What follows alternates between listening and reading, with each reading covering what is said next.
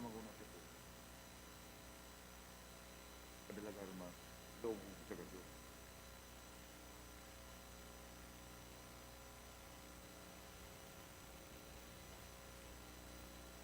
Amigo mo po. Namang Japon di yung panso. Parkada lagi mo. Mag-uban sa politika.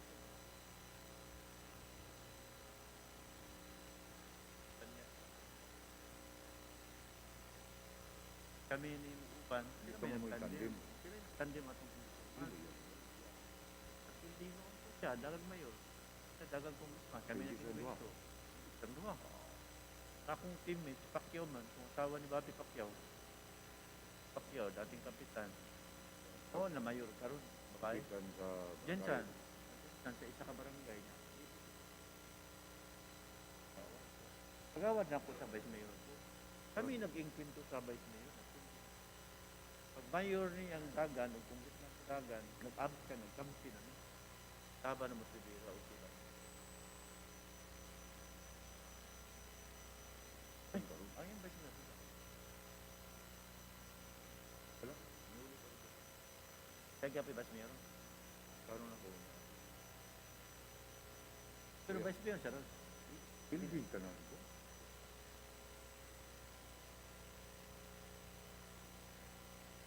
Mayor, Ang vice akong mayor. kay Rivera Mayor, tanan.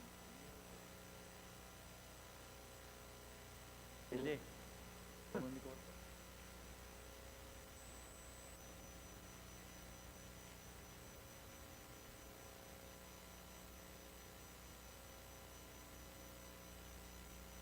Grabe yung pagdaw.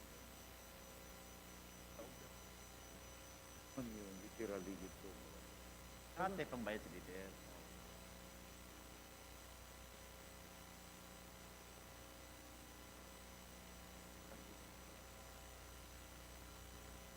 Ako siguro. Wala ka na.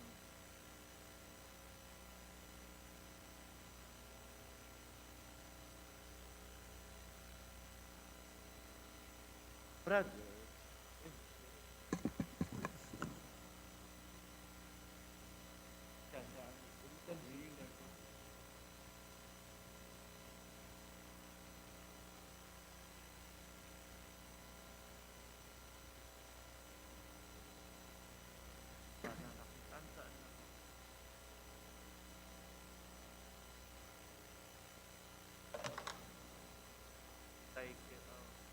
Bicycle.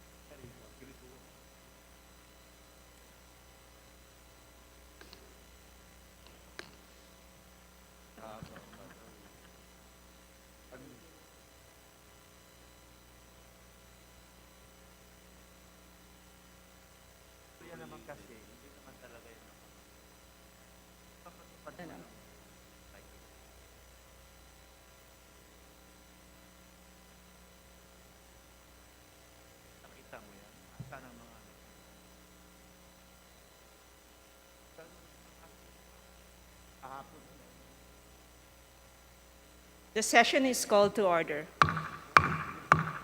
Please rise for the national anthem.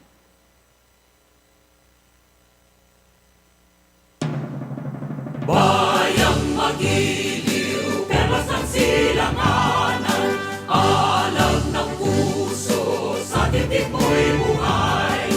Lupang hinirang, buyan ka ng magiting, sa manlulupit, di ka pasisingil, sa dagat at bundok, sa simoy at sa langit mong bakaw, may nilang ang tula at awit sa paglayang minamahal. Ang kislap ng watawat mo'y tagumpay na nagdidilig, ang bituin at araw niya kailan pa may magdidilig. Lupa ng araw ng warangit pagsika, buhay ay langit sa piling mo. Aming ligaya dapat may mga ating at mamatay ng dahil sa'yo. Please remain standing for a minute of silent prayer.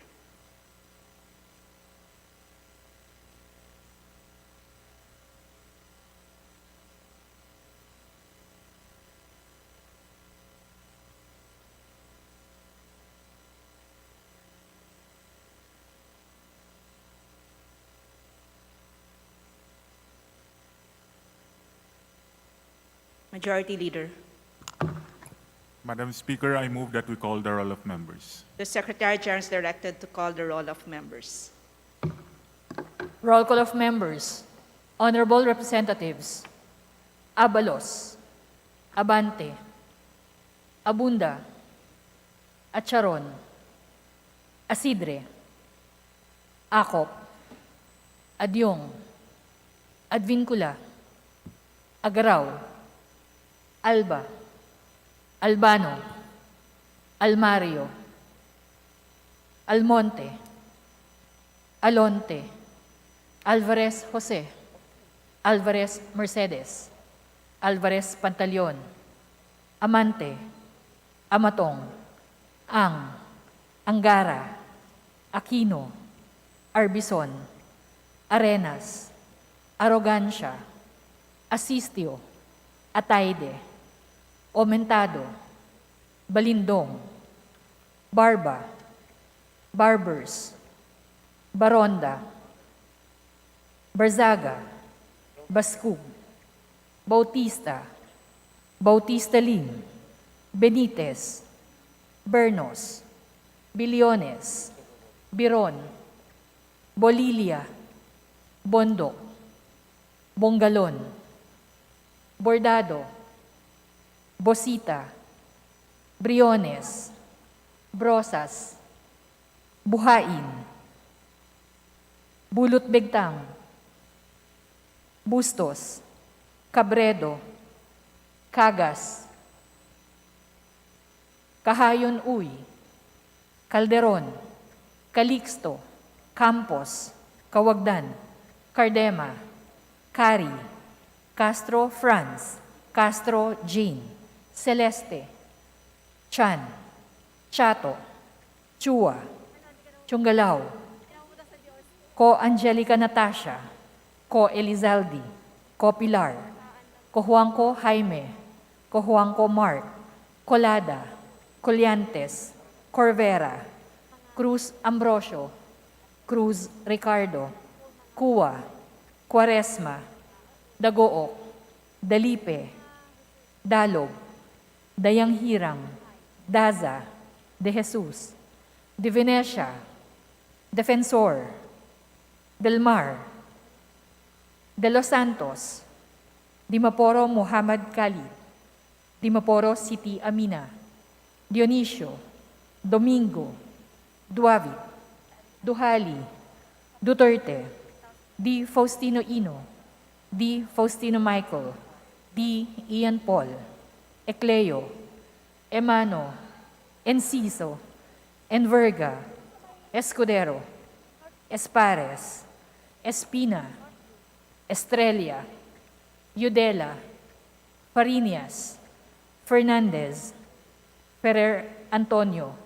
Ferrer Juliet Marie, Flores, Fortes, Frasco, Fresnedi, Fuentebella, Galeyos, Garcia Albert, Garcia Dante, Garcia Jose Arturo, Garcia Maria Angela, Garcia Pablo Jan, Garcia Vincent, Guardiola, Garin, Gasataya, Gatchalian, Gato, Go Ed Christopher, Go Mark, Goles, Gomez, Gonzaga, Gonzales Aurelio, Gonzales Neptali, Gonzales Sandro, Gorizeta, Guico, Gintu, Gulyas, Gutierrez, Hagidorn, Haresco, Hataman, Hernandez, Herrera, Horibata, Javier,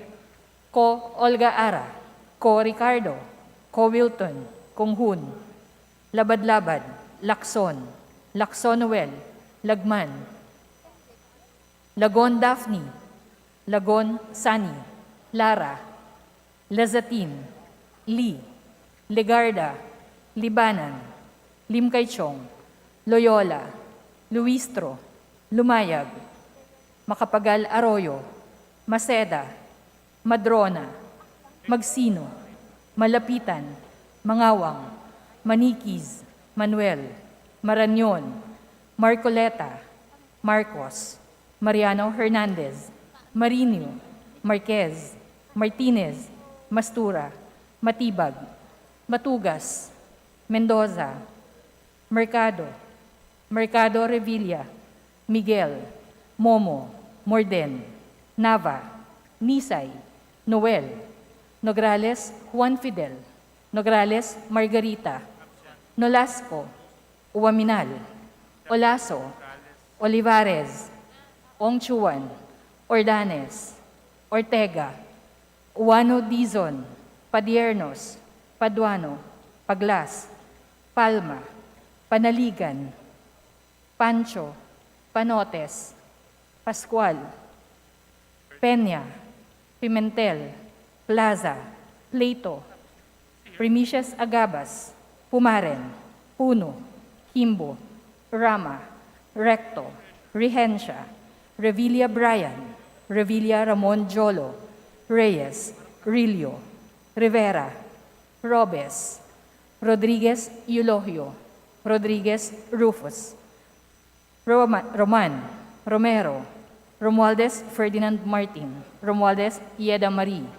Romualdo, Romulo, Roque, Sakdalan, Sagarbaria, Sakaluran, Salceda, Sali, Salimbangon, Salo, Salvame, Santos, Saulug, Silverio, Singson Richel, Singson Ronald, Singson Mihan, Solon, Soriano, Suwan, Suwansing Horacio, Suwansing Micaela Angela, Suarez, Talyado, Tamayo, Tambunting, Tan Joseph, Tan Keith Micah, Tan Reynolds Michael, Tan Samir, Tan Stephen James, Tan Tambut, Tan Chay, Tan Huatco, Tariela, Teodoro, Teves Arnolfo, Teves Jose, Tiangco, Tieng, Tolentino, Tulfo Jocelyn, Tulfo Ralph Wendell,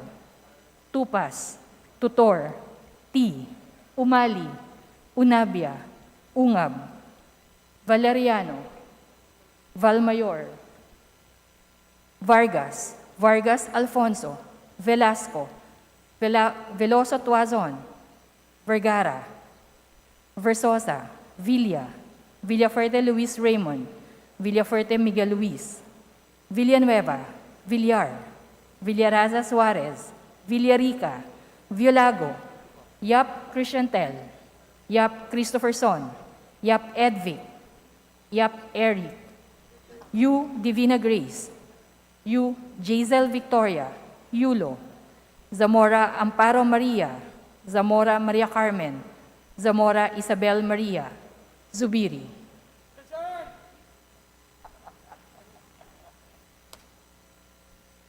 Madam Speaker, the roll call shows that 310 members responded to the call. With 310 members responding to the call, the chair declares the presence of a quorum. Majority Leader. Madam Speaker, I move that we approve journals number 16 and 17 dated September 5, 2022 and September 6, 2022. There is a motion to approve Journal Number 16 dated September 5 and Journal Number 17 dated September 6. Is there any objection? Hearing none, the motion is approved. Majority Leader.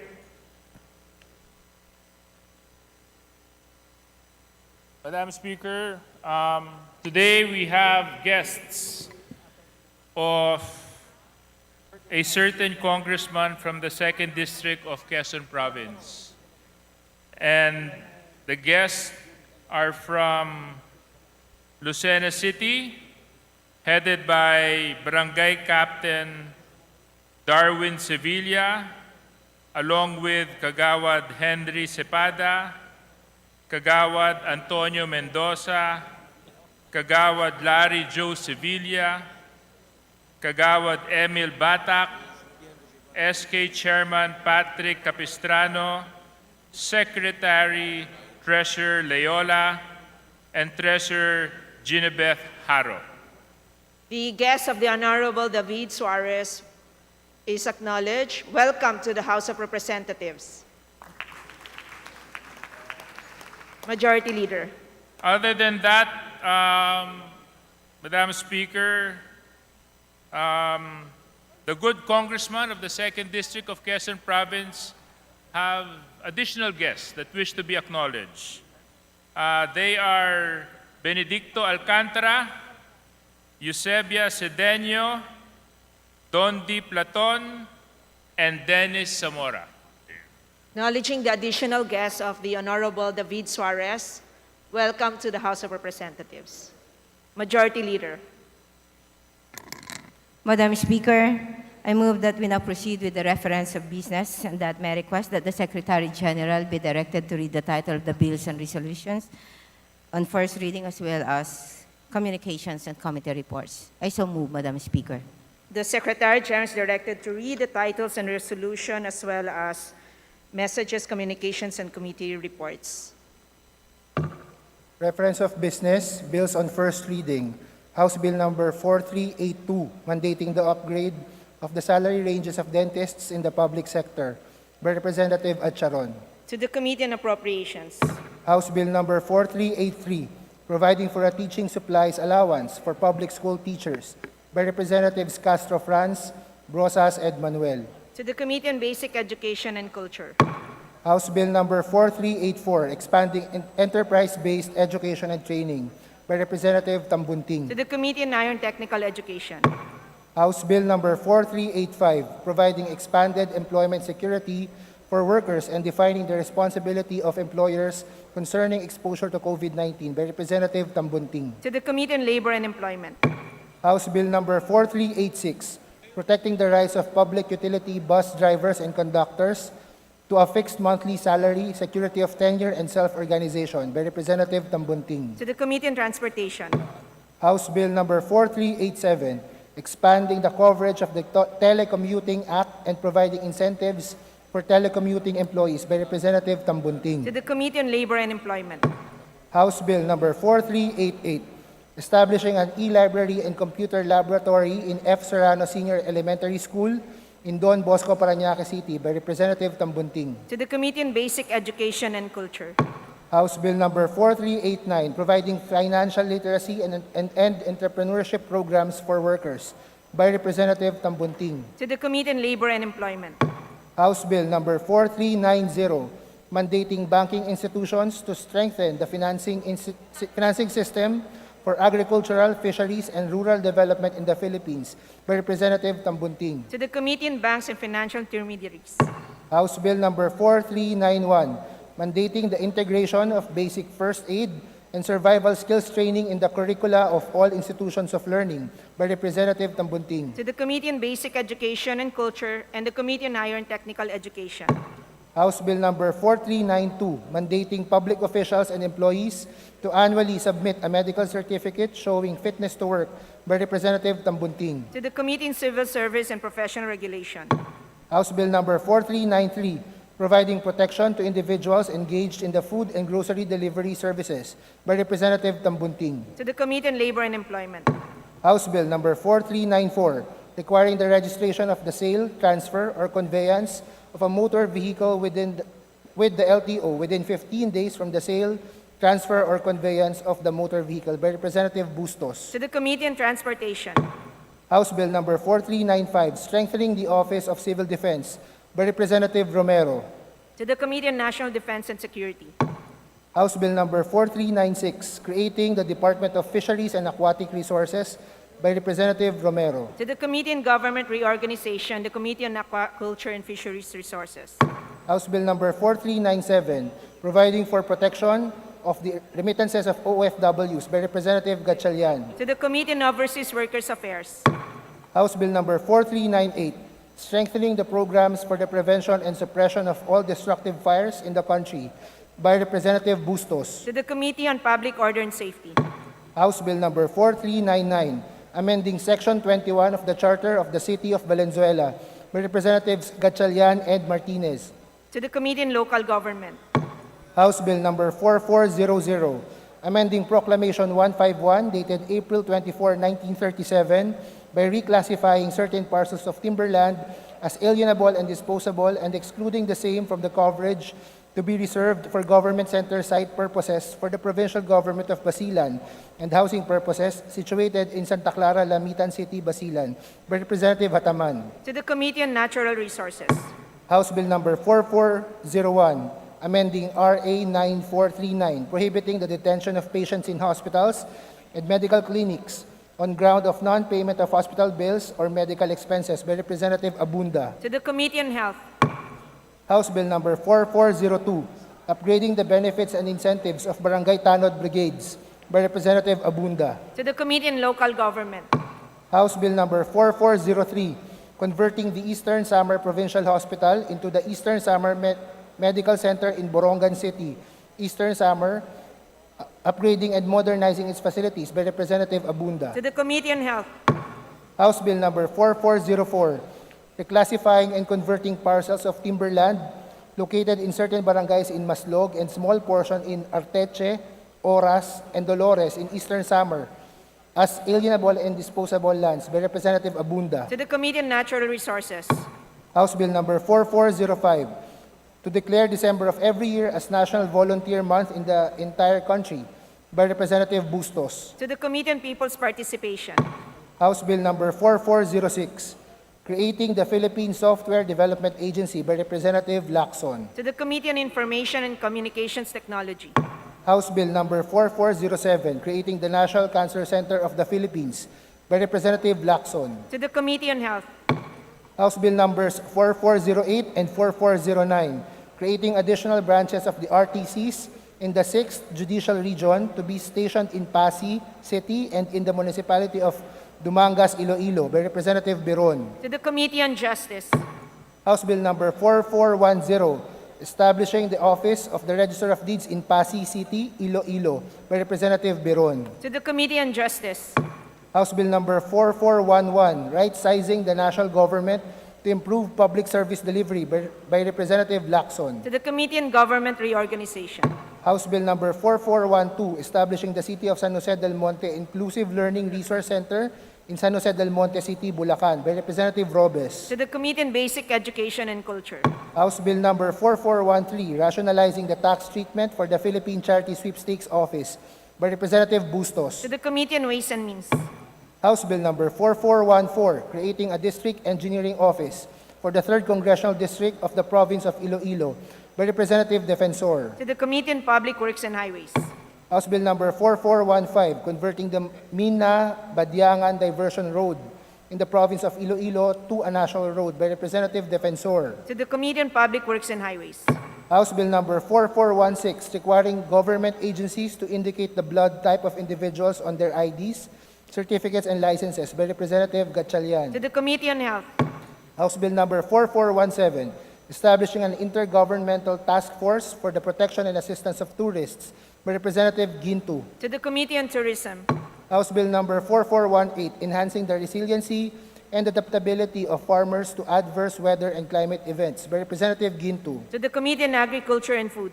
House Bill number 4419, to convert Itbud, Uyugan, Batanes from its present classification as national park to an alienable and disposable residential land site by Representative Gato. To the Committee on Natural Resources. House Bill number 4420, abolishing the use of community tax certificate and the power to levy community tax by Representative Revilla Ramon Jolo. To the Committee on Local Government. House Bill number 4421, prescribing the order of presidential succession by Representative Bustos. To the Committee on Constitutional Amendments.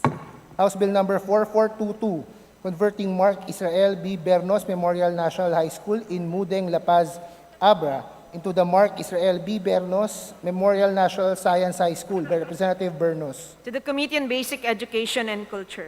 House Bill number 4423, converting the Bukidnon Provincial Medical Center into the Bukidnon Regional Hospital in Malaybalay City, Bukidnon by Representative Flores. To the Committee on Health. House Bill number 4424, declaring September 1 of every year as Araw ng Bukidnon, a special non-working holiday in the province of Bukidnon by Representative Flores. To the Committee on Local Government.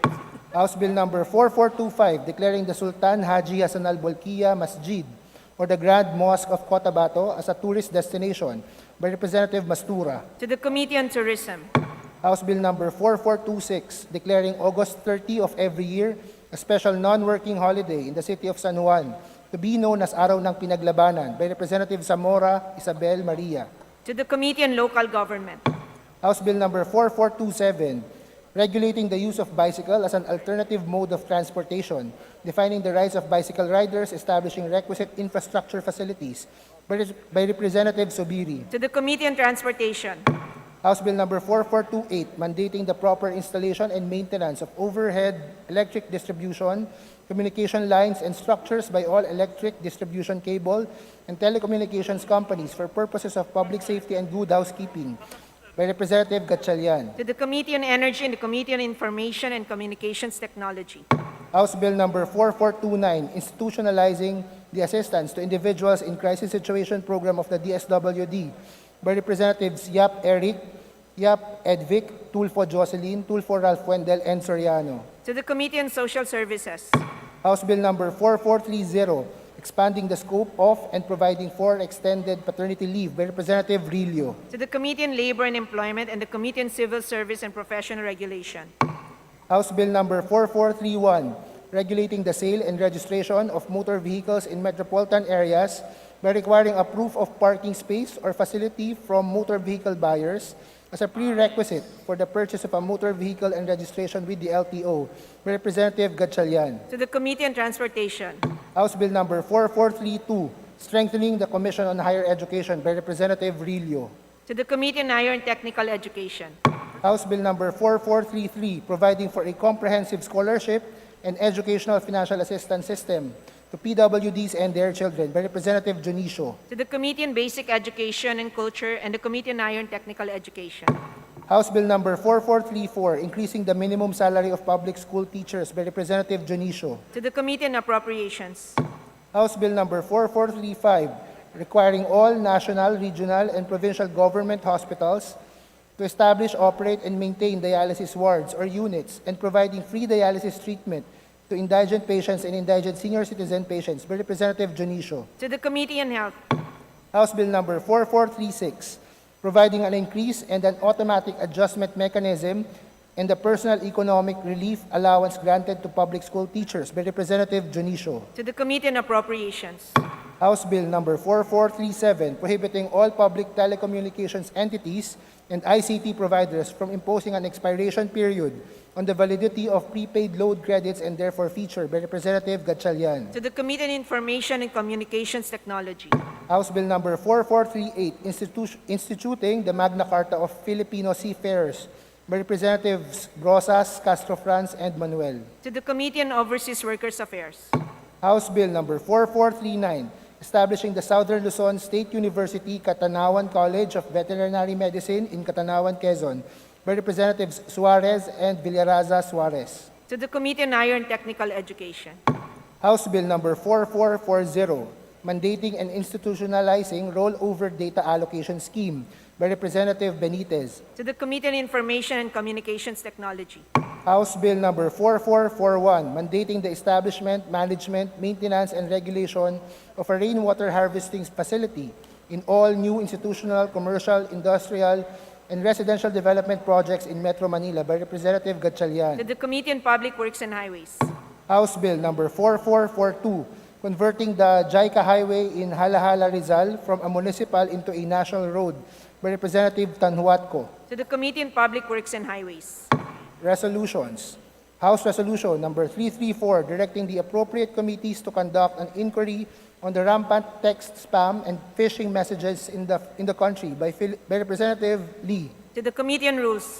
House Resolution number 335, urging the committees on the welfare of children and basic education and culture to conduct an inquiry into the alleged acts of sexual harassment committed by educators by Representatives Mercado Revilla, Revilla Bryan, and Revilla Ramon Jolo. To the Committee on Rules. House Resolution number 336, congratulating and commending Ernest John E.J. Obiena for winning in the Brussels Diamond League held in Belgium on September 2, 2022 by Representative Gomez. To the Committee on Rules. House Resolution number 337, directing the House through the Committee on Information and Communications Technology to investigate the proliferation of text scams by Representatives Assis Cho, Revilla Ramon Jolo, and Revilla Bryan. To the Committee on Rules. Additional reference of business. House Bill number 4496, adopting integrated coastal ecosystem management as a national strategy to ensure the sustainable development of the country's coastal and marine environment and establishing support mechanisms for its implementation by Representative Mendoza. To the Committee on Climate Change. Majority Leader.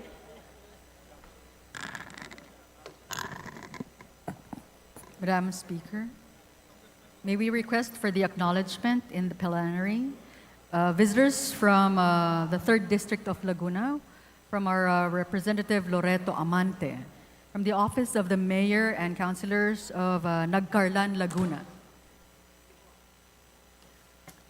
Mayor Elmore Vita, Administrator Alexander Jordan, Councilor Lawrence Sombilia, Councilor Christmas Osuna, Councilor Generoso Comendador, Councilor Brigido Araneta, Councilor Lauro Dizon, Councilor Attorney Ron Erwin Esquivel, Councilor Roberto Taharan, ABC Rodel Dorado, Ms. Elda Vertivo.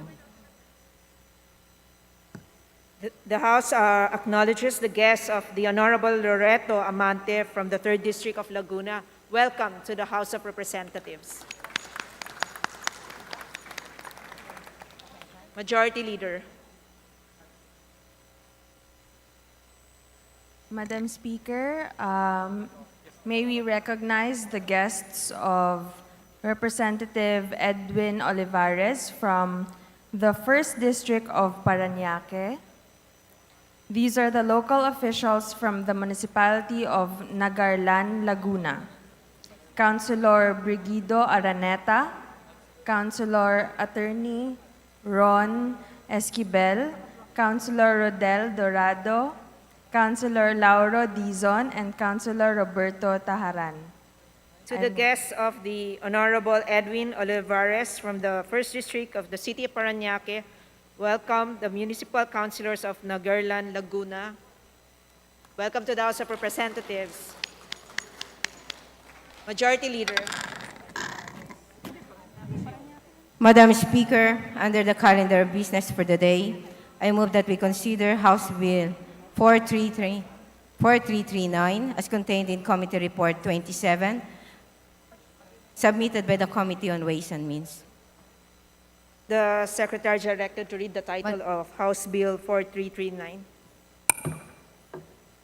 House Bill Number 4339, an act amending Section 6, 22, 24, 25, 27, 28, 32, 34, 37, 38, 39, 42, 51, 52, 54, 56, 57, 73, 108, 109, 112, 121, 122, 123, 127, 149, 174, 176, 179, 181, 182, 183, 184, 185, 186, 187, 190, 195, 198, 199, 204, 222, 237, 237-A, 255, 256, 257, 258, 269, 263, 264, 266, and 275.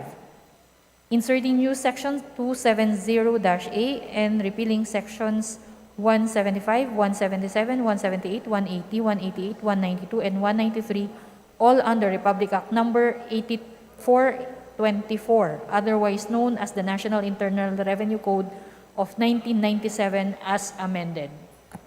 Majority Leader. Madam Speaker, I move that the chairman of the Committee on Ways and Means, the Honorable Joey Salceda, be recognized to begin the sponsorship of the measure. The Honorable Chair, Joey Salceda, is recognized. Thank you very much, Madam Chair.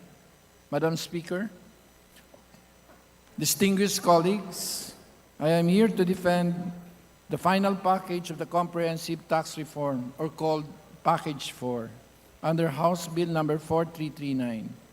Instead of invoking Rule 48, Section 10, the committee actually spent almost 8 hours in order to consider this measure.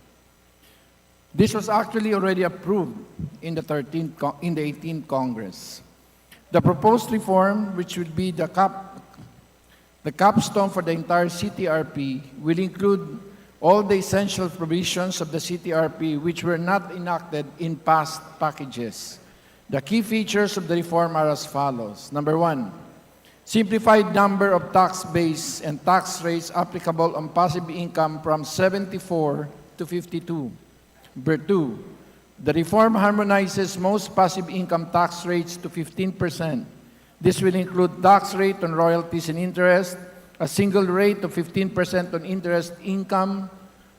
And number 3, the reform harmonizes the gross receipts tax on income of banks, quasi-banks, and other non-banks currently in various bases and in various rates to 5% to reduce arbitrage.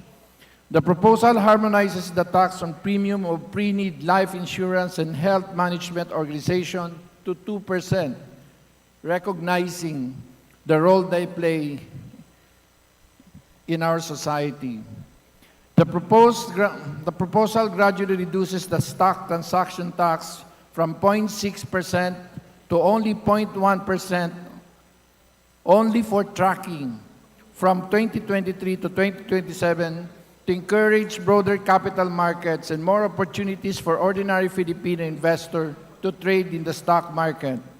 This reform is also consistent with the removal of the initial public offering tax already enacted under Bayanihan to Recover as One Act. Number 6, it rationalizes the documentary stamp tax regime by imposing a single rate on the original issuance of shares and units of participation for collective investment schemes. Number 7, more importantly for ordinary Filipinos, we remove the DST on a host of documents usually required for visas, a job application, and other important day-to-day transactions. These documents that will no longer require documentary stamp include certificate of profit, bank checks, bills of exchange, stamp tax, powers of attorney, and certificates.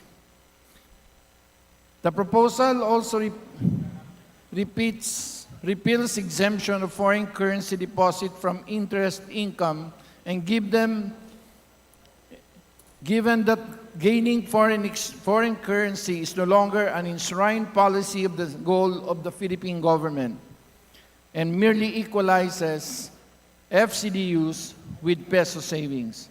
Number 9, the measure also removes excise tax exemption of pickup trucks introduced under RA 10963, otherwise known.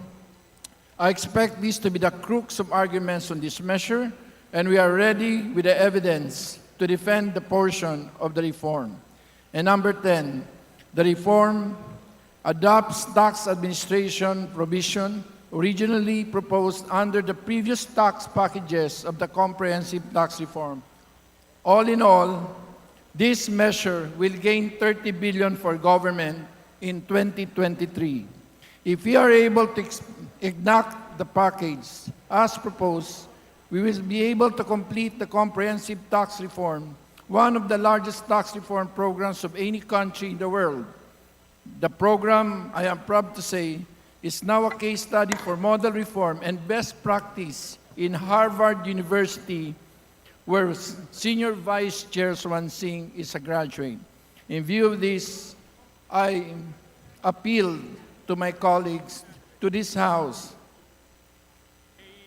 to expeditiously consider favorably this measure. Thank you very much, Madam Speaker. Majority Leader.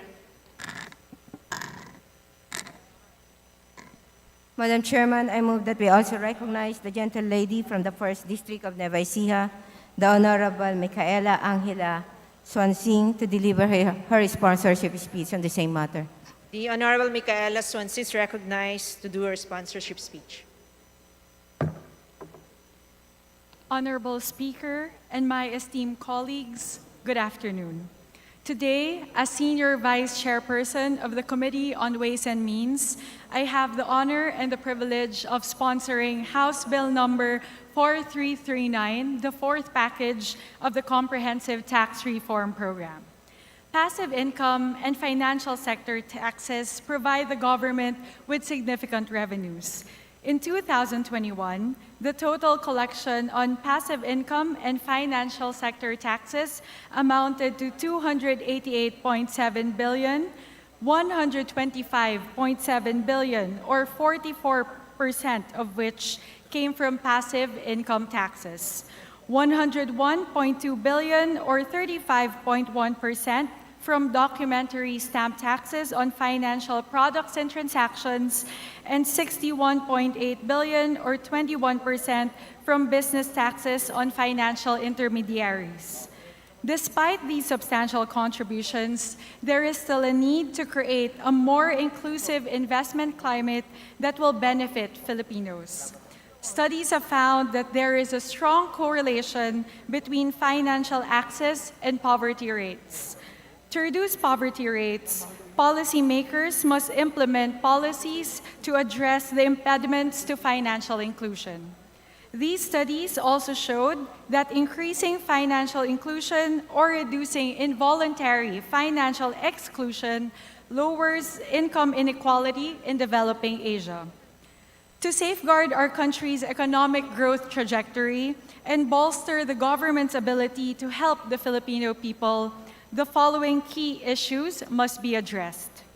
First, in our current tax system, there are 83 unique tax base and tax rate combinations applicable to the financial sector depending on the type of product, transaction, currency, maturity, issuer, taxpayer residency, and business status. This makes the tax structure confusing, complicated, and susceptible to arbitrage. House Bill 4339 trims these tax combinations from the current 83 to 58, thereby making taxation easier to discern, uphold, and enforce. Second, there exists an inequitable distribution of the tax burden as investments in equity and long-term investments, which are more likely to be held by higher income segments, are subject to lower tax rates compared to short-term investments, which are more likely to be held by low to middle income income segments. In effect, those who can afford to place long-term instruments pay less taxes compared to working-class individuals who hold short-term investments, which are usually savings deposit accounts. To rectify this, House Bill 4339 harmonizes the interest income tax rates and gradually reduces these from the current 20% to 15%. This will benefit the small savers or those with savings of less than 15,000 pesos, which comprise 79% of the total number of deposit accounts in the country. In effect, because of House Bill 4339, middle to low-income segments will enjoy a net gain on their savings, while higher-income segments will have to pay more taxes. In addition, the documentary stamp tax, or DST, on certificates will be exempt from the current tax of 30 pesos. Common employment requirements such as the NBI clearance, birth certificates, diplomas, and transcripts of records will no longer be subject to the 30 pesos DST. Aside from this, we are also removing the 0.3% DST on local or domestic remittances. For example, a remittance worth 5,000 pesos will no longer be charged an additional DST of 15 pesos.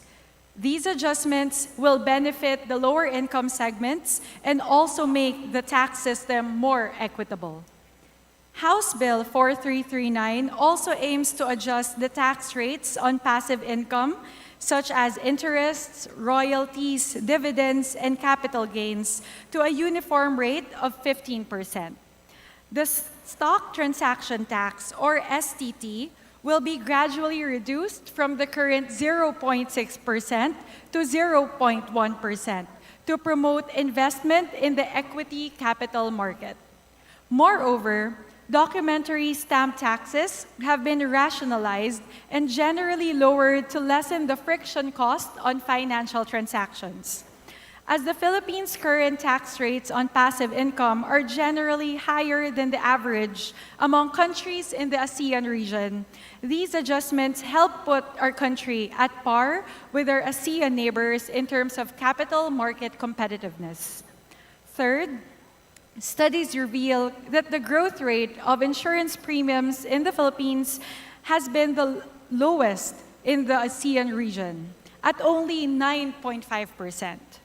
Thus, to give more Filipinos support in times of accidents, calamities, and afflictions, House Bill 4339 lowers the tax rate on HMOs, pension, and pre-need insurance products from the current 12% VAT to a 2% premium tax. This adjustment also harmonizes the rate with the rates on life insurance. The Committee on Ways and Means believes that it is high time for a financial taxation reform to attract investments that will create more and better jobs and enable the government to generate reliable revenue streams in the long run. The approval of this measure will enhance and promote capital market development and tax proficiency within the context of financial globalization, increased capital mobility, and financial inclusion. As we deliberate on House Bill 4339, a priority legislative measure of the President, the Committee on Ways and Means implores our colleagues in this august chamber to support its approval. We thank the 48 representatives who have already chosen to co-author this measure. As the economy recovers from the effects of the pandemic, we must pave the way for increased financial inclusion and strengthen the foundations for a rapid and robust economic growth through a simpler, fairer, and more equitable taxation of capital and financial markets. Thank you very much. Majority Leader. Madam Speaker, I move that we suspend consideration of House Bill number 4339 as contained in Committee Report 27. There's a motion. Is there any objection? Hearing none, the motion is approved. Majority Leader. Madam Speaker, still under the business of the day, I move that we consider House Bill number 4102 as contained in Committee Report 24 as submitted by the Committee on Ways and Means, and may request that the Secretary General be directed to read the title of the said measure. The Secretary General is directed to read the title House Bill 4102.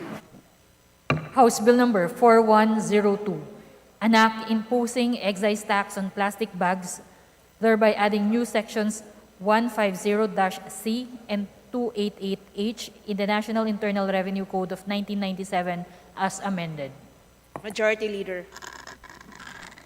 Madam Speaker, I move that the chairman of the Committee on Ways and Means, the Honorable Joey Salceda, be recognized to begin sponsorship of the measure. Thank you The- very much. Yes, Thank you the very Honorable much, Chair, Madam Joey Salceda, is recognized to sponsor the measure. Thank you very much, Madam Speaker.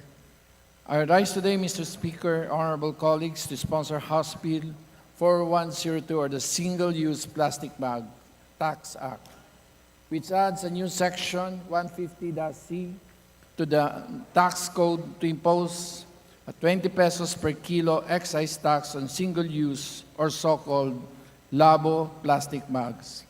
I believe that the first order of the business in this case is to explain to the body what is the subject of taxation in this bill. Single-use or labo plastic bag most commonly come in the form of sando bags. These plastic bags, Mr. Speaker, are the source of national shame. We are the world's largest source of plastic waste in the oceans. For a country that has one of the world's richest and most at-risk ocean biodiversity, it is more shameful. This is also one area where local governments have actually gone ahead of national policy. That is another omission that this legislature must correct. Many local government units, including the host city of Quezon City, impose either bans or levies on single-use plastics. According to the National Tax Research Center, some LGUs that impose a levy on single-use plastics include San Mateo Rizal, 2 pesos per piece uniform, the province of Siquijor, large at 4 pesos per piece, large at 4 pesos per piece, medium 3 pesos, and for tiny 2 pesos, and micro and cellophane 50 centavos per piece. The bill at hand imposes a cheaper tax rate and is much more reasonable than a total ban. There are around 140 pieces of single-use plastics in 1 kilo. The unit of tax base in this bill, that amounts to 14.2 centavos per piece, almost 14 times the rate in San Mateo Rizal, which I commend for its policy. In fact, Mr. Speaker, if there are members who wish to propose an increase in the rates, the committee would most welcome such amendment at the proper time. For now, the rates proposed in this measure are the same rates in House Bill 9171 during passed on third reading in the 18th Congress, principally sponsored by my very close friend and respected colleague, then Senior Vice Chair Estrelita Swansing, the mother of my current Senior Vice Chair, Mika Swansing.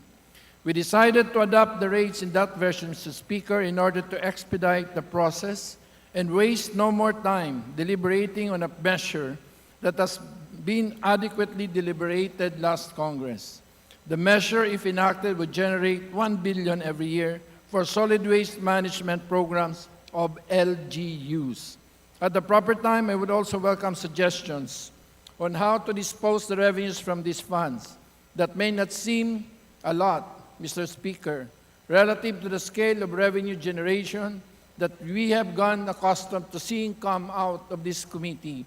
But under the 2023 budget, Mr. Speaker, the implementation of solid waste management policies under the DNR only gets 323 million.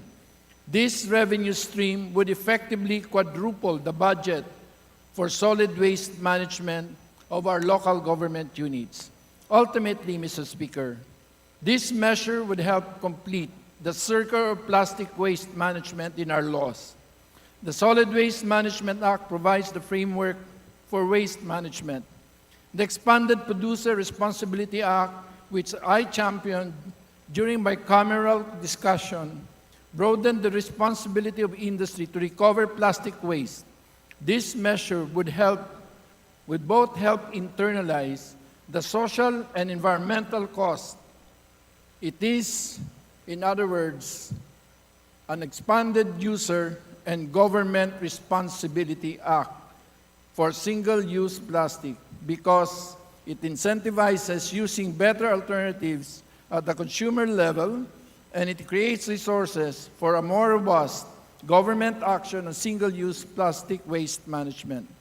In our deliberation with stakeholders, including retailers, we have been informed that the industry is one in supporting the shift towards better alternatives. Those who carry reusable containers will not be affected at all by this tax and will in fact save money. Retailers who encourage the use of recycled bags or containers will detain much less cash flow on single-use plastic, which are ultimately an unnecessary expense. And our most climate vulnerable and flood-prone communities will have much less plastic waste to clog the floodways and waterways. In view of this and these compelling reasons, Mr. Speaker, distinguished colleagues, I seek your unanimous support and your timely approval of this measure, which is long overdue. Thank you very much, Madam Speaker. Majority Leader. Madam Speaker, I move that we recognize the Honorable Micaela Angela Swansing to deliver her sponsorship speech on the same matter. The Honorable Michaela Swansing is recognized. Madam Speaker, and my esteemed colleagues, good afternoon. Today, as principal author of House Bill number 4102, along with Chairman Joey Salceda and Representative Horacio P. Swansing Jr., I have the honor and the privilege of sponsoring House Bill number 4102, which seeks to impose excise tax on plastic bags. Despite the enactment of RA number 9003, or the Ecological Solid Waste Management Act of 2001, the Philippines still generates about 2.7 million metric tons of plastic waste and 500,000 metric tons of plastic waste leakage each year. Across the country, around 17 billion shopping bags are used per year, while around 16.5 billion of smaller, thinner, and often transparent bags called labo bags are used per year. This mass consumption of plastics, most of which are single-use, has had significant detrimental effects on the environment, more notably on marine ecosystems and wildlife. Moreover, plastic wastes have exacerbated our country's problem with flooding. All of these highlight the need to curb the use of plastic bags. In line with this, House Bill number 4102 seeks to curb the use of plastic bags through the imposition of an excise tax. This measure proposes an excise tax in the amount of 20 pesos for every kilogram removed from the place of production or released from the custody of the Bureau of Customs. One may ask, how many pieces of plastic bags are there in 1 kilogram? Plastic bags vary in weight and size, and its weight depends on the type of material it was manufactured from. According to the National Tax Research Center, a plastic bag weighs approximately 5.5 to 11.5 grams. This means that there are 87 to 182 pieces of plastic bags in 1 kilogram. Given this, the 20 peso levy being proposed translates to 0.11 to 0.23 pesos for each plastic bag. In comparison, Cambodia imposes a plastic bag tax of 5.58 Philippine pesos, Hong Kong at 3.58 pesos, and Indonesia at 84 centavos per piece. This illustrates that this proposed excise tax in House Bill number 4102 is much lower than that imposed in other ASEAN countries. The experiences of other countries such as Hong Kong, the United States, and Canada show that imposing a tax on plastic bags can effectively curb usage by as much as 72 to 85%.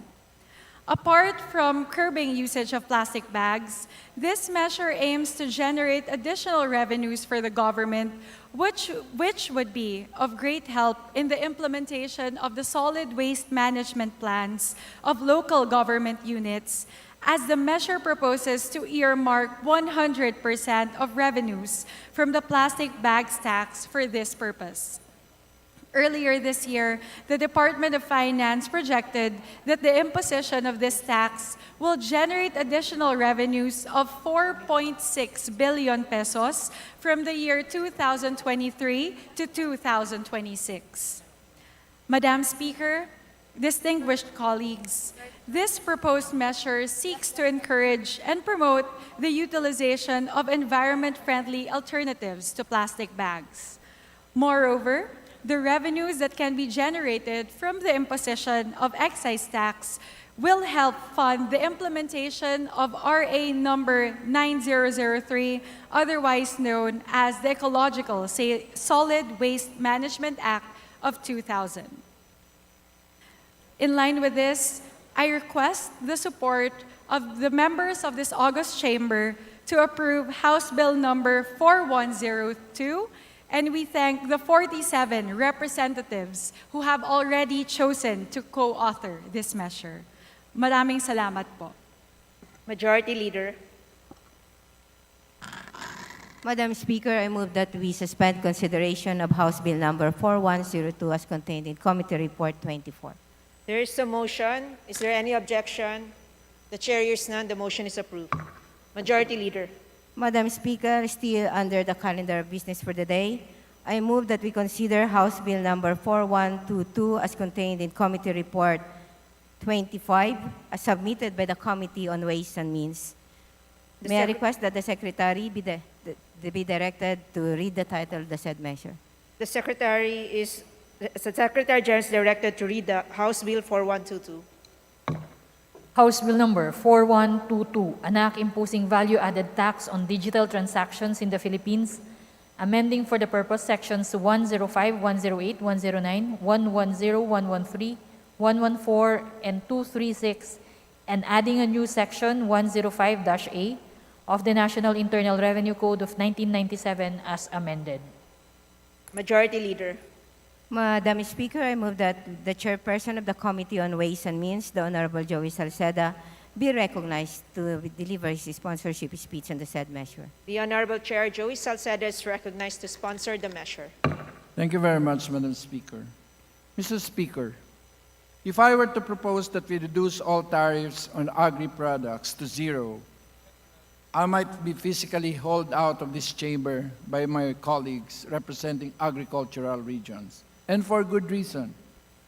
If I were to propose that we exempt foreign goods from VAT, Mr. Speaker, right here, I would be accused of economic sabotage.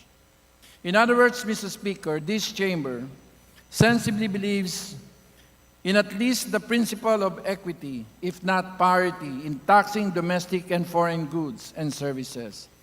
That is the core principle of this bill, Mr. Speaker. Whatever consumption taxes apply to domestic digital service providers should also apply to non-resident digital service providers. With your indulgence, allow me some examples. Last Congress, Mr. Speaker, we passed the Creative Industries Development Act, a measure I credit my good friend, Representative De Venecia, for championing. Representative Top was very gracious in acknowledging my proposal for the industry under the National Economic Recovery Strategy, a bill we proposed a week after the first lockdown in March 2020. We acknowledge as a body, Mr. Speaker, that the domestic creative sector is a sunrise industry, one teeming with potential. We have domestic streaming services now in iWant TV and Viva Max, and they pay VAT. According to estimates from a feature article by the international outlet Gulf News, the top 20 YouTube content creators in the Philippines alone generate $84.5 million in ad and other revenues. Of course, the first Asian novela to be an international sensation, Pangako Sa'yo, the one drama that opened the global markets to Asian successors like K-drama, was a Filipino classic. Our very own Representative Richard Gomez of Ormoc headlined another domestically produced international hit, Walang Hanggan, or My Eternal, And Representative Gomez, I assure you, you were taxed heavily for your earnings on that franchise. I cite these examples to emphasize that we so easily impose taxes on our own people, on the production and release of these digital services here, but not a single cent on foreign service providers. In fact, Filipino YouTube content creators are withheld 30% withholding tax at source by the U.S. government, with much higher than our own personal income tax rates. And yet, Mr. Speaker, we impose nothing on non-resident digital service providers. When onions are shipped out to our country, without paying tariffs, we call that economic sabotage. The same outrage should apply when foreign services come in to crowd out a promising domestic creative industry without paying a single cent in tax. That also makes us the last major ASEAN economy that does not impose VAT on non-resident digital service provider. Singapore, Malaysia, Thailand, Indonesia, Vietnam, all impose VAT on these entities. Non-resident digital service providers. Nearly all of them did so on January 2020. Vietnam is imposing its VAT on digital service starting January 2022. We were actually quick to catch up on this issue. On May 19, 2020, we filed the comprehensive fiscal regime for the digital economy, which included VAT on digital service providers. That also included corporate income taxation and resident offices or agents to foreign service providers. The Department of Finance requested the House of Representatives to narrow it down to just VAT for now and to wait for Pillar 2 of OECD to be institutionalized, supposed to be in 2022, to satisfy our concerns about the country's just share of corporate income taxes from giants like Facebook, Google, Amazon, and others. The Senate was not able to tackle our VAT on non-resident digital service providers, ably defended here by former Deputy Speaker Sharon Garin. Meanwhile, 2022 is about to end, and Pillar 2 of OECD, or BEPS, base erosion and profit shifting on corporate income tax sharing has not made the slightest concrete progress. In other words, Mr. Speaker, we are far behind in legislating what ought to be common sense. I call on this chamber that this time, let us send the Senate a bill on this matter early so that my longtime friend and counterpart, Senator Sherwin Gatchalian, will have all the time he needs to defend this common-sensical measure. The measure contains the following features. 1, it clarifies the imposition of VAT on electronic or online sale of service such as online advertisement, digital services in exchange for regular subscription, supply of other electronic and online services that can be delivered through the internet. 2, defines the liable digital service provider to be any of the following: a third party that acts as a conduit for goods and services offered by a supplier to a buyer and receives commission therefor; a platform provider for promotion that uses the internet to deliver marketing messages to attract buyers; a host of online auctions conducted through the internet where the seller sells the product or service to the person who bids the highest price; a supplier of digital services to a buyer in exchange for a regular subscription fee; and a supplier of electronic and online services that can be delivered through the internet. Number 3, require non-resident digital service providers to collect and remit the VAT on transactions that pass through their platform. Number 4, exempts educational services, including online courses and webinars of private institutions from VAT, and the sale of online subscription-based services to educational institutions recognized by DepEd, CHED, state universities and colleges. This is an olive branch and an acknowledgement of the good sense of the idea of my esteemed colleagues, Representative Arlene Brosas. Precludes non-resident DSPs from claiming creditable input VAT. Simplifies invoicing and registration requirements for VAT-registered non-resident digital service provider. Imposes a 5% VAT to registered non-resident DSP providing service to the government. Otherwise, it is 12%. Requires non-resident DSP to register for VAT if gross sales or receipts for past year have exceeded 3 million. 9. Provides a transition period of 180 days from the activity of the Act to enable the Bureau of Internal Revenue to establish implementation systems before VAT is imposed on DSPs. Requires non-resident digital service providers to designate a representative office or agent which shall be the resident corporation registered under Philippine law to assist in the compliance to the provisions of our NIRC. If enacted, Mr. Speaker, this would generate 12 billion.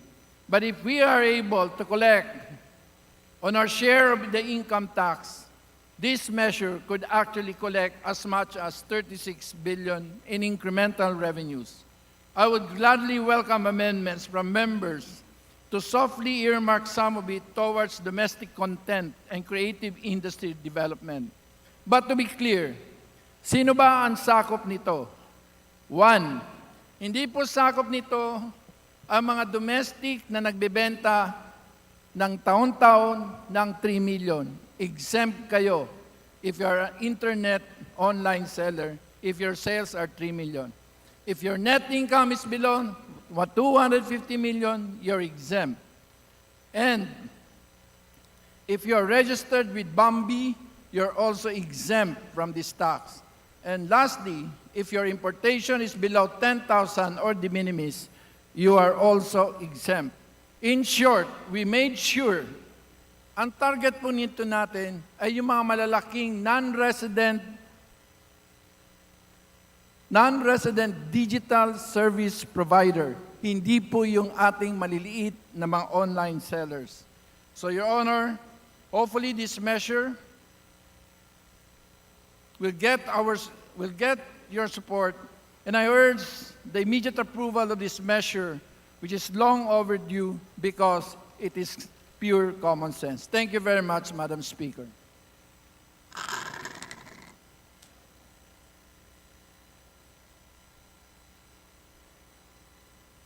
Majority Leader. Madam Speaker, I move that we recognize the gentle lady from the 3rd District of Nueva Ecija, the Honorable Ria Vergara, to deliver her sponsorship speech on the same matter. Good afternoon, Madam Speaker, honorable colleagues, respected guests, ladies and gentlemen. It's my honor to sponsor House Bill 4122, an act imposing value-added tax on digital transactions in the Philippines. Technology is like the discovery of fire or the invention of the wheel. It brought about cataclysmic change and revolutionized life as we know it. Such is what happened when the digital age arrived. With this technology, both providers and consumers have utilized online platforms as seamless and convenient means of commercial transactions. We no longer need to go to watch a movie in a theater, buy books in a bookstore, or groceries in the supermarket. We can even meet our potential life partners in the internet. When COVID shut down the world in 2020, we were able to continue living a digital version of our lives via social media. We can do all these activities and so much more online from the comfort of our homes as long as we have a phone, a laptop, and are connected to the internet. While the wonders of technology have grown exponentially and globally, allowing companies in one country to provide services to citizens of another country, the regulations governing these types of commercial transactions, or what we would call digital services, has struggled to keep up. Specifically, our system of taxation has not been able to cope with these technological changes, leading to loss of revenues for government coffers. Further, the ease of transmissibility of these economic activities has made taxing them difficult due to the simple fact that the internet has no borders, and the service providers have no physical presence in our country. Committee Report 25 codifies the imposition of value-added tax, or VAT, on digital transactions, which addresses the ambiguity between our country's tax system and technological changes which would render these digital services as taxable transactions. For example, when you pay a monthly subscription to watch movies, the service provider, which is a foreign entity like Netflix, is not subjected to VAT payments. In effect, the foreign entity earns revenues from Filipino consumers without paying any form of tax to the government. Just try to imagine the volume of Filipino subscribers to all these digital services. It is mind-boggling how much the Philippine government could gain with the imposition of VAT. The proposed legislation provides for an imposition of VAT on digital service providers in the same way that traditional brick-and-mortar businesses are required to pay VAT. The goods and services and sales generated are the same. It is only the digital nature of the transaction which is different. With the advent of online marketplaces, most businesses consummate commercial transactions through the internet where regulation of taxing authorities are obscured compared to the traditional physical establishments. It should be noted, however, that the implementation of VAT on digital transactions is not all-encompassing. With the passage of the Train Law, the income threshold has a ceiling of 3 million pesos per annum, which determines if one registers as a VAT or non-VAT taxpayer. The same provision shall apply to VAT imposed on digital transactions. Small online businesses may avail of the same exemptions based on a revenue threshold of 3 million pesos provided under existing tax laws, as already explained by our chairman, Joey Salceda. It is also important to state that this proposed legislation is not a new tax imposition.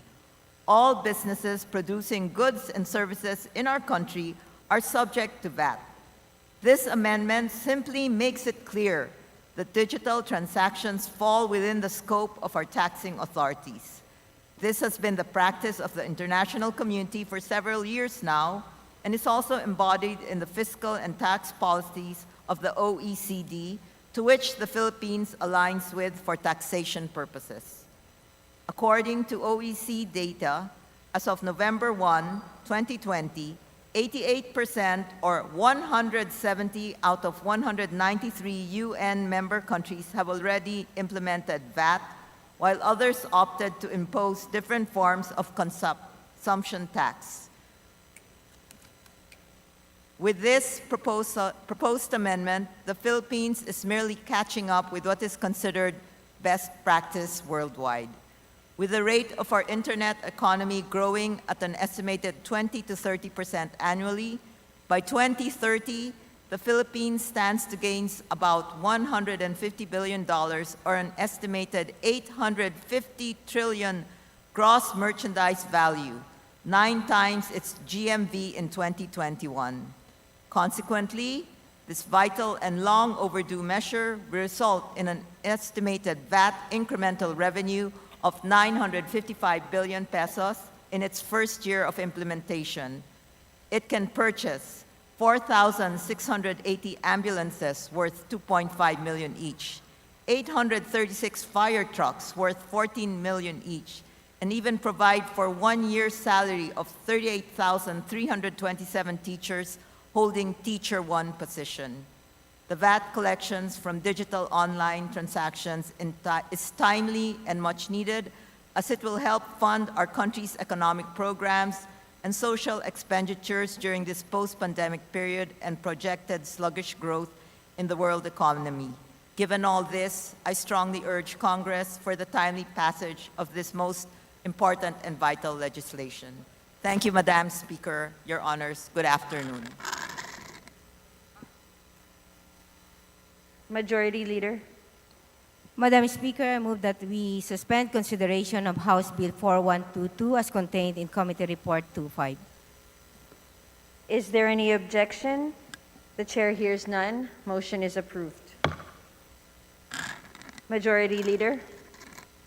Madam Speaker, may we recognize the guest of Honorable Christopher M. Yap, representative from 2nd District of Southern Leyte, Engineer Ryan Fernandez, Councilor of Hinunangan, Southern Leyte, and Ms. R.V. Solis.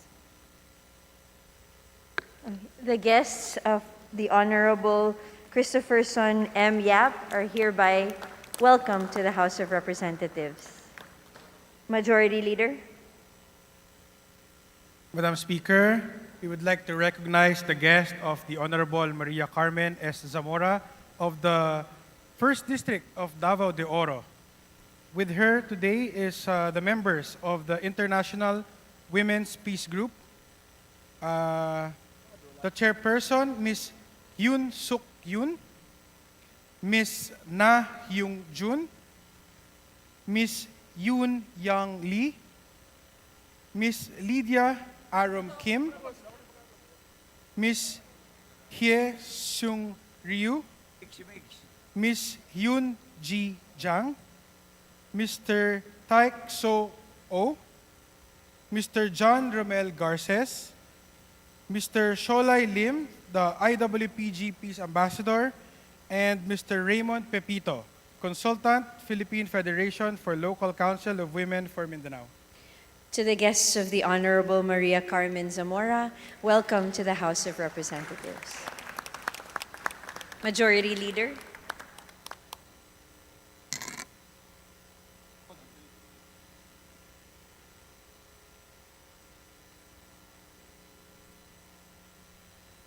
Madam Speaker, we would like to recognize the guests of the Honorable Salvador Plato of the 6th District of Bulacan. With him today are Dr. Marilu V. Cruz and Ms. Gina Gubalya. To the guests of the Honorable Salvador Plato, welcome to the House of Representatives.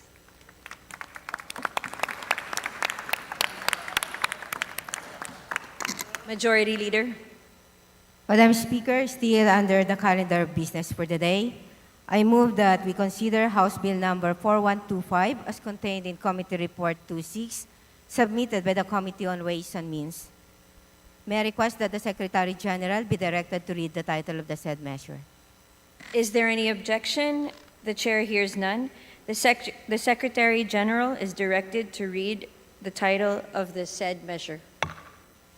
House Bill number 4125, an act introducing administrative tax reforms, amending sections 21, 22, 51, 56, 58, 77, 81, 90, 91, 103, 106, 108, 109, 110, 112, 113, 114, 115, 116, 128, 200, 236, 237, 245, and 248, and adding sections 312 and 313 of Republic Act Number 8424, otherwise known as the National Internal Revenue Code of 1997 as amended.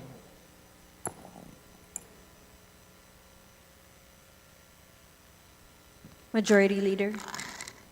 Madam Speaker, I move that the chairperson of the Committee on Ways and Means, the Honorable Joey Salceda, be recognized to begin sponsorship of the measure. Is there any objection? The chair hears none.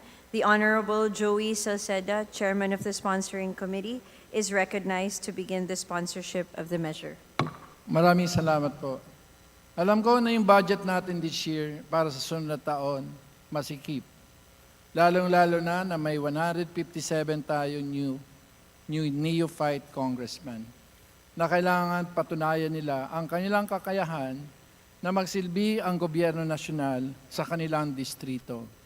Kaya narito po ang inyong Committee on Ways and Means para ma-expand po ang mga buwis na pinag-usapan ngayon ay mga buwis na halos hindi po tatama sa mahirap, kundi tatama po sa mga mayayaman, tatama po na hindi po tumatama sa mahihirap at pinapasiguro na masisingil ang dapat lang na masingil. Ang isa po dito sa apat na ito, ay ito pong ease of paying taxes. Kung iisipin po natin itong apat lang na napag-usapan ngayon, ay aabot po sa 1/3 of 1% of total GDP ng isang matino na comprehensive tax reform program. Allow me to give you 3 reasons why we need to reform the tax administration. 1, tedious tax administration results in lower ease of doing business. In the World Bank Enterprise Survey, tax rates and tax administration are among the major constraints firms face in everyday operation. This is in large part because of the one-size-fits-all approach given to the currently limited classification of taxpayers despite differences in capacity to comply with tax requirements. The pandemic further magnified these tax compliance constraints. While the BIR is transitioning into digitizing its services, we must ensure that procedures for taxpayers are not tedious. Second reason, complex tax administration results in low tax morale and high tax uncertainty. Tax uncertainty makes the company valuation ambiguous and more high risk. It increases the hurdle rate for investments, making countries with low tax morale less attractive to investments. Consequently, tax compliance costs also increase, with a very real impact on the bottom line and earnings per share for those of you who trade in the stock market. In the International Monetary Fund and OECD report of G20 finance ministers in 2017, tax administration concerns are among the top 10 sources of tax uncertainty across the world. It includes considerable bureaucracy to comply with tax legislation, including documentary requirements and unpredictable or inconsistent treatment of tax authority. If we address and improve on these aspects, not only can we see better tax morale, we also expect an increase in revenue, or what we call tax collection efficiency. Lastly, complicated tax administration policies result in higher uncollected revenues or tax gap. Tax gap is the difference between what the policy theoretically allows to collect and what the collecting agency actually generates. In 2018, the estimated total tax gap was 909 billion, which was the combination of the estimated tax gaps from PIT, or personal income tax, corporate income tax, and excise tax. Bulk of this came from VAT and CIT, each accounting for over 350 billion each. This significant gap gives us a picture of inefficiency due to outdated or complicated tax administration policies, as well as the extent of taxpayers' non-compliance.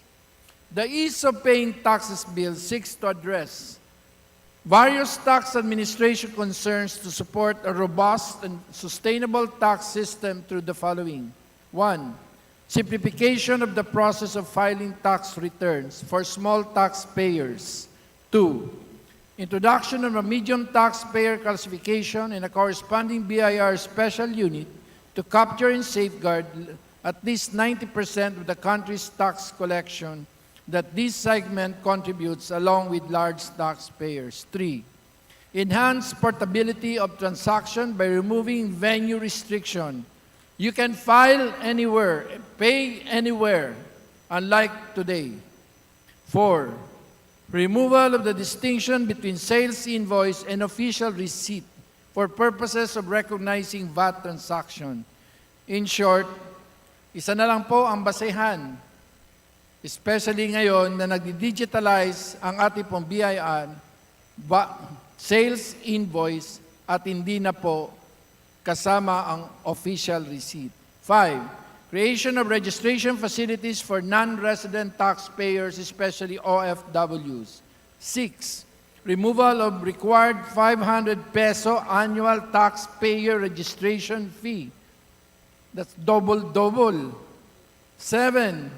Institutionalization of a taxpayer Bill of Rights to serve as a guiding principle in formulating and implementing tax policies to increase taxpayers' awareness of their rights to enable them to exercise and protect the same. The tax administration efficiency resulting from the passage of this measure shall yield an estimated 73.1 additional revenues. So, kukwentahin nyo po, 1 billion sa plastic, 12 to 31 billion doon po sa DST on VAT. Pag dinagdag mo po itong 73, masasabi natin na halos dito sa apat na measure na to, meron po tayo yung net na nakuha po natin sa comprehensive tax reform measure nung nakaraang administrasyon.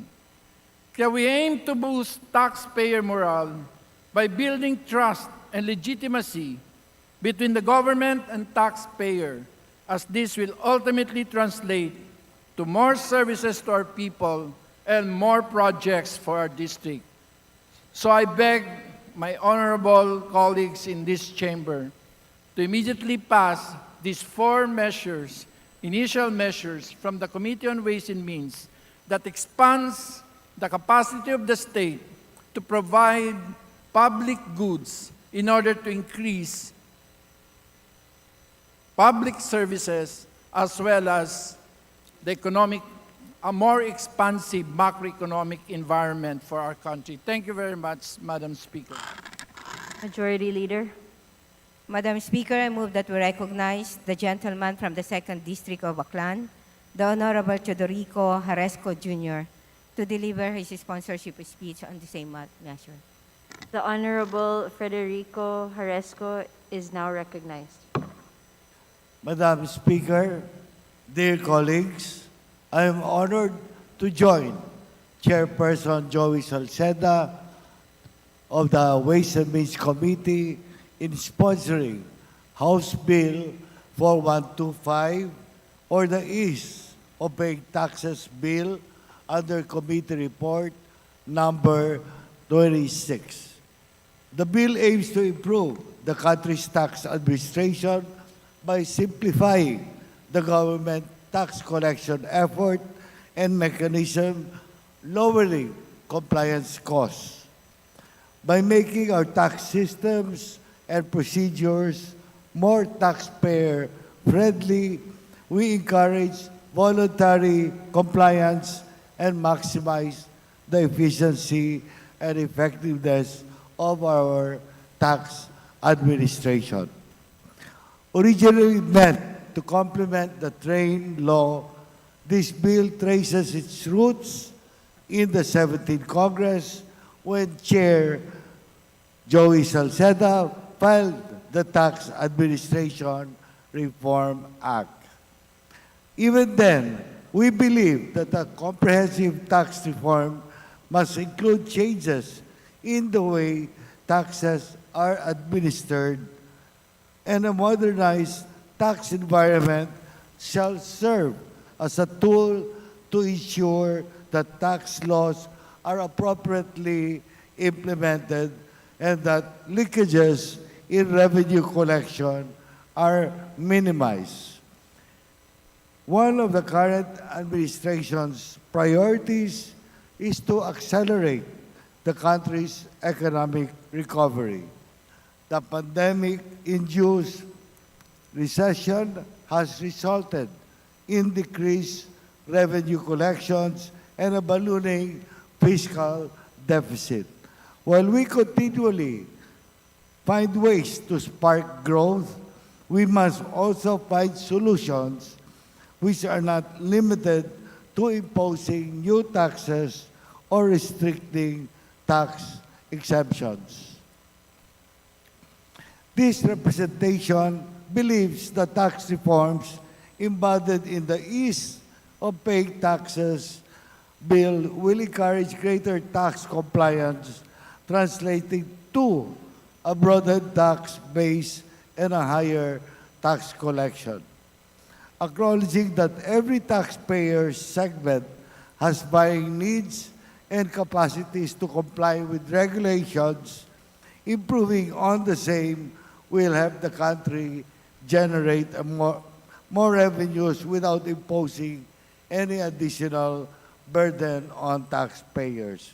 In fact, by simplifying tax procedures and improving tax system, this measure will enhance Filipino entrepreneurs and business abilities to maximize their economic opportunities while continuing to contribute to nation building through taxation. This reform focuses on safeguarding the rights and welfare of taxpayers by instituting the Taxpayers' Bill of Rights and designating a Taxpayers' Advocate Office. And this will consequently boost tax morale amongst our citizens. By enshrining taxpayers' fundamental rights as the guiding principle in formulating and implementing tax policies and regulations, the government assures the people of its duty to protect taxpayers' rights. Mr. Speaker, Madam Speaker, dear colleagues, I ask for your support on this measure to ease compliance in paying taxes. We must push for a modernized tax environment and improve taxpayer experience. Thank you and good afternoon, Madam Speaker. Majority Leader. Madam Speaker, I move that we suspend consideration of House Bill 4125 as contained in Committee Report 26. Is there any objection? The chair hears none. The motion is approved. Majority Leader. Madam Speaker, may we recognize the guests of the Honorable Dimple Mastura of the 1st District of Maguindanao and Honorable Jude Asidre of Tingog Party List. With us today are the local officials of the municipality of Sultan Kudarat. Barangay Captain Samsudin Enti, Barangay Captain Shaina Otto, Barangay Captain Esmael Mustafa, Barangay Captain Badrodin Pingyaman, Barangay Captain Norman Otto, Barangay Captain Ibrahim Taruyan, Barangay Captain Samera Kusain, Barangay Captain Norman Kadir, Barangay Captain Fatima Ibrahim, Barangay Captain Rufaida Mastura, Barangay Captain Ali Abdul, Barangay Captain Monera Abdul, Barangay Captain Bay Wilma S. Otto, Barangay Captain Omar Taruyan, Barangay Captain Matabay Makarimbang, Barangay Captain Khalid Datwali, Barangay Captain Evelyn Dalingding, Barangay Captain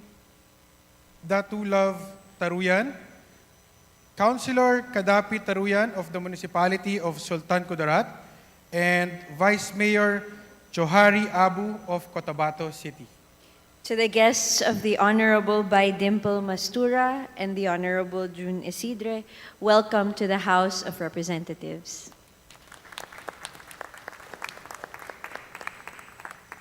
Majority Leader. Madam Speaker, with leave of the House, I move that we open the privilege hour. Is there any objection? The chair hears none. The motion is approved. Madam Speaker, I now move that the gentleman from the 2nd District of Pangasinan, the Honorable Mark O. Coanco, be recognized to avail of the privilege hour. The Honorable Mark Coanco is hereby recognized.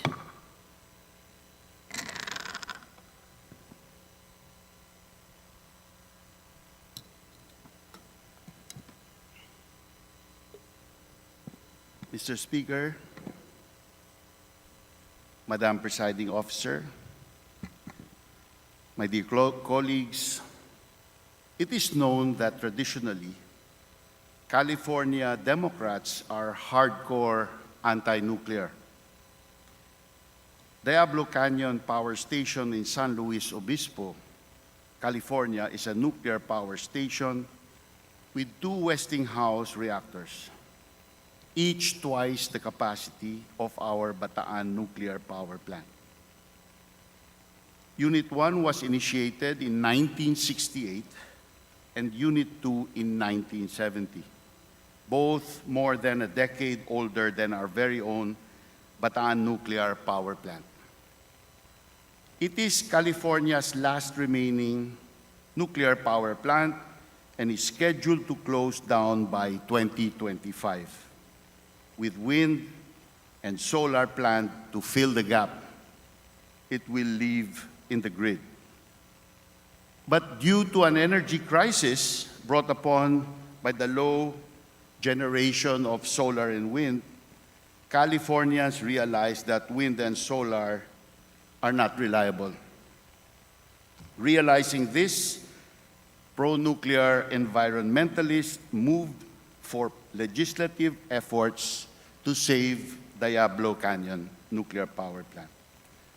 Last August 30, 2022, the state legislature of California overwhelmingly approved the extension of the operations of Diablo Canyon Power Station for at least 5 years, from 2025 to 2030.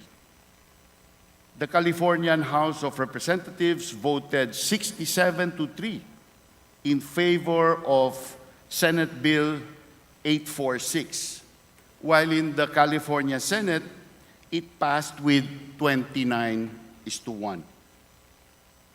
This is a resounding testament of support for nuclear energy, a complete about-face in sentiment in the face of rising fossil fuel prices, energy crisis, and global warming. Of note, distinguished colleagues, when Diablo Canyon's federal license expires in 2025, when the federal government grants it a license extension, it will be a license extension for 20 years. It is ironic that in the midst of a Philippine energy crisis and a world energy crisis, such an earth-shaping development as this California pro-nuclear landslide vote was not even covered by our local news. Since operation, Diablo has provided Californians with electricity 24/7, 365 days a year, through 4 seasons without an issue, running nonstop. In fact, in 2021, it accounted for 8.6% of California's total electricity and 40% of its carbon zero electricity. In California, it has now become normal for residents to receive flex alerts, which call for consumers to reduce their electricity consumption due to scarcity of supply every day. This scarcity has always been an avoidable one. It all started with the total shutting down of San Onofre nuclear power plant in 2013 due to anti-nuclearism, with the state government turning to solar and wind to fill the gap in generation. First effect was a corresponding rise in carbon emissions.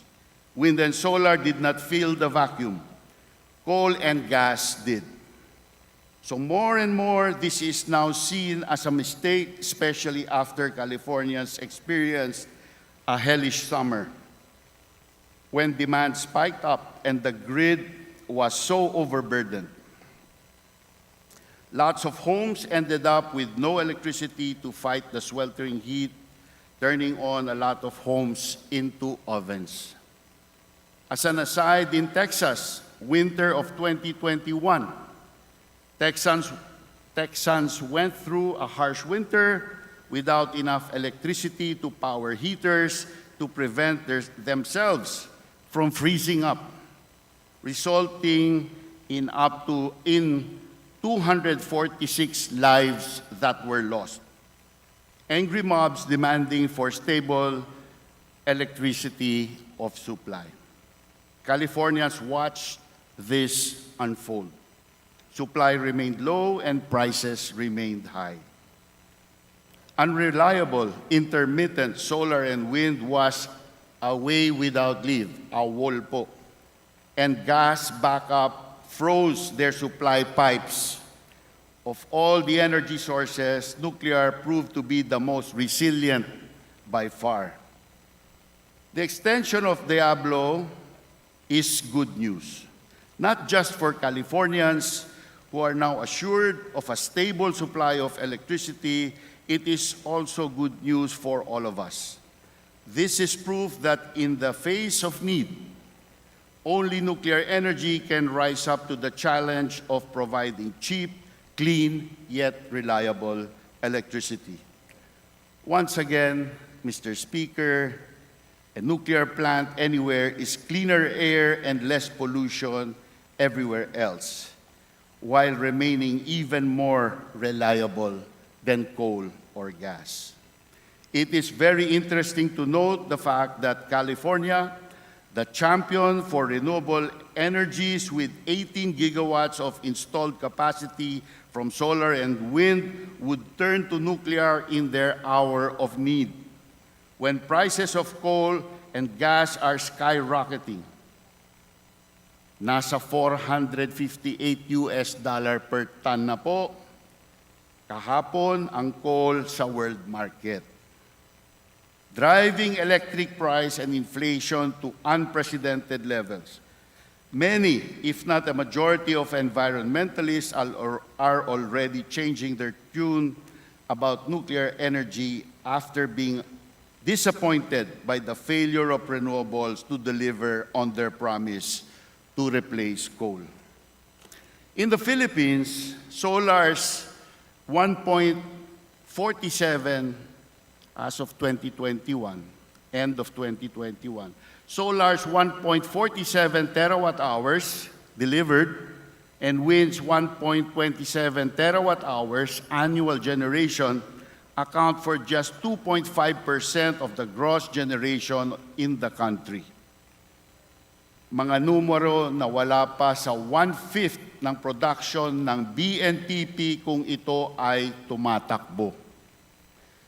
Pero dahil minarites na mura, naging darling at favorite agad ng mga environmentalist at mga hindi nag-research sa katotohanan. Mga minamahal na kasama, ang hindi alam ng marami mula noong nagsimula ang implementation ng feed-in tariff allowance, FIT-all, na pangsusuporta sa mga renewables noong 2008, umabot na ng 95 billion pesos ang naibayad ng bayan sa mga solar at wind na businessman para sa kanilang kakarampot at papatay-patay na supply. Sa FIT Round 1, nakakuha ang solar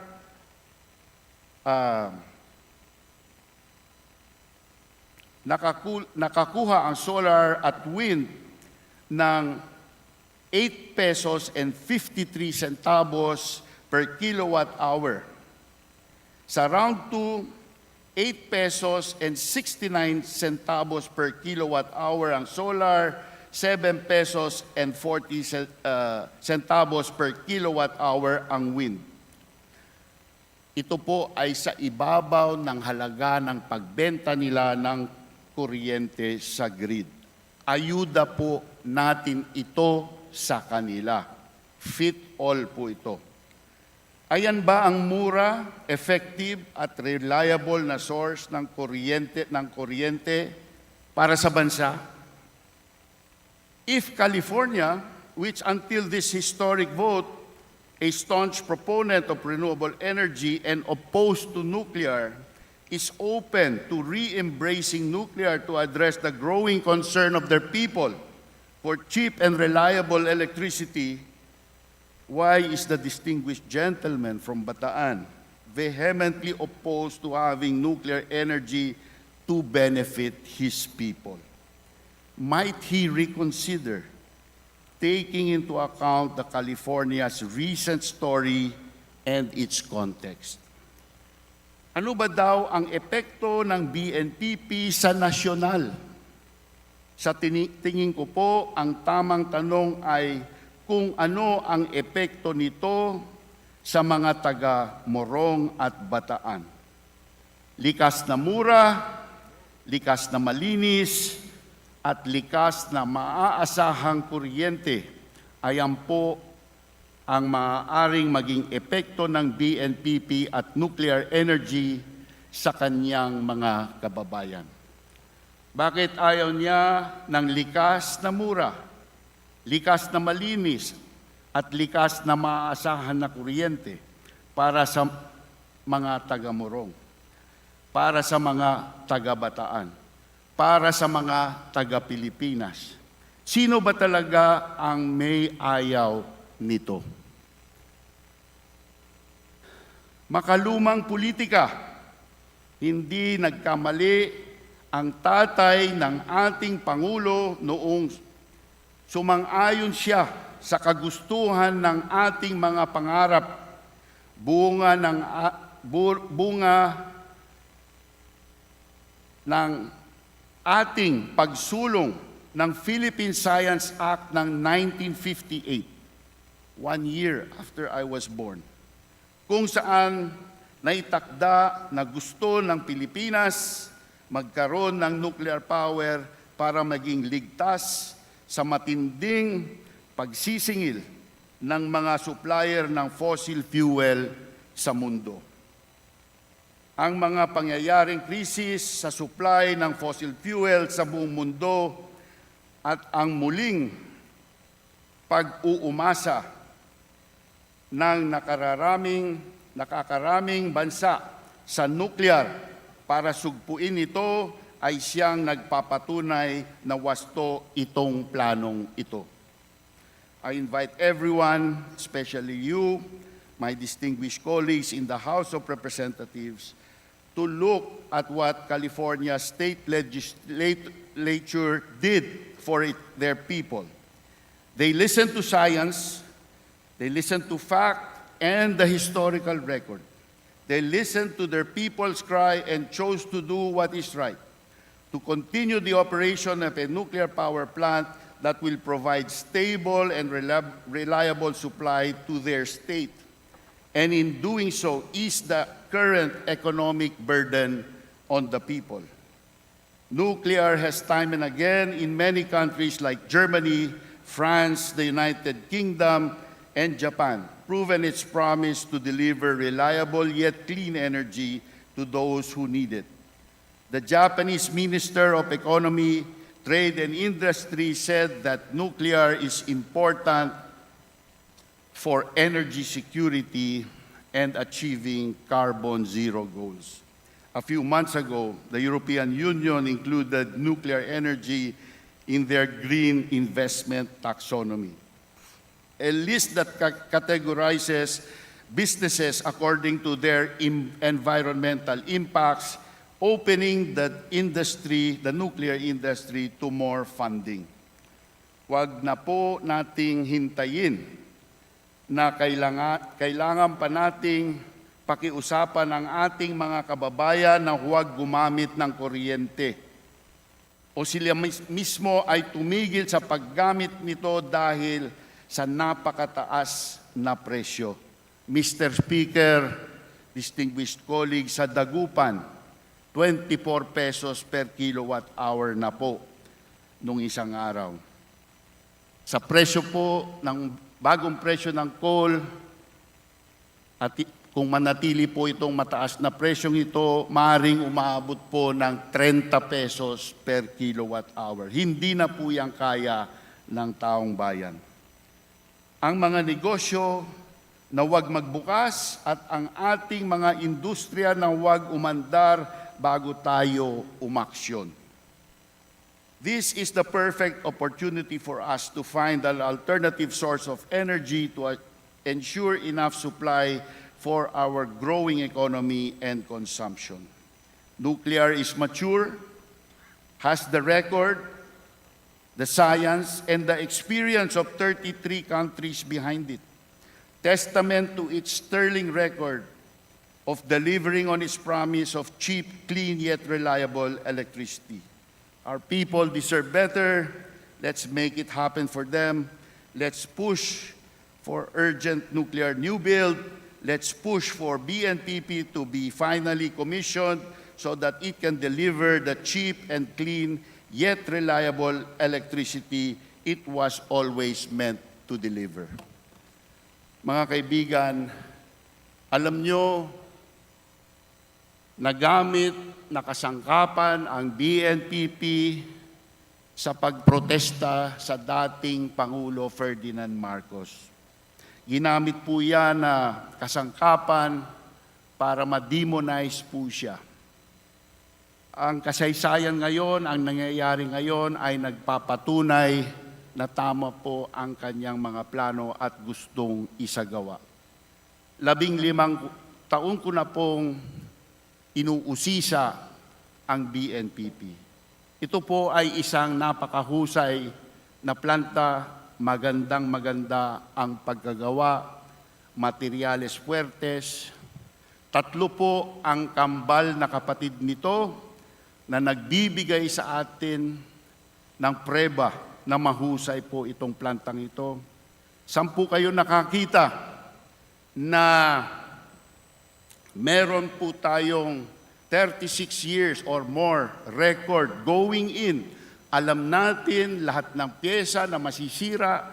Alam natin anong diferensya mangyayari bago mangyari. It is a risk-free plant to operate because of the historical record of its identical siblings running in the world today that have medals, awards for uptime and reliability. Pantarin na po natin ang BNPP. Maraming salamat po. Majority Leader. Madam Speaker, I move that we refer the speech of the Honorable Mark Okowanko to the Committee on Rules and its appropriate action. Is there any objection? The chair hears none. The motion is approved. Majority Leader. Madam Speaker, I move that we terminate the privilege hour. Is there any objection? The chair hears none. The motion is hereby approved. Majority Leader. Madam Speaker, I move that we include additional co-authors to House Bill numbers 3968, 4102, 4122, 4125, and 4339 as contained in the list to be submitted by the Committee on Rules. Is there any objection? The chair hears none. The motion is approved. Madam Speaker, I move for the suspension of session for a few minutes. Session is suspended.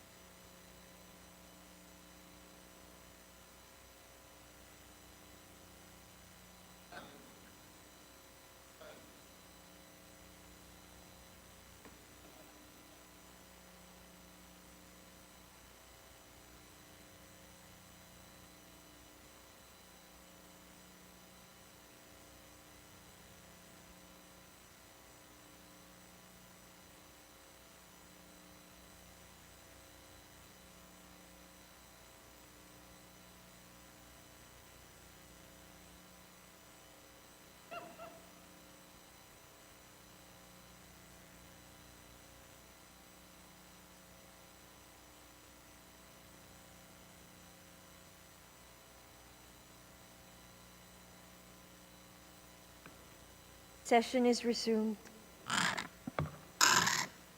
Madam Speaker, I move that we adjourn session until Monday, September 12 at 2 p.m. Is there any objection? The chair hears none. Session is adjourned until Monday, September 12 at 2 p.m.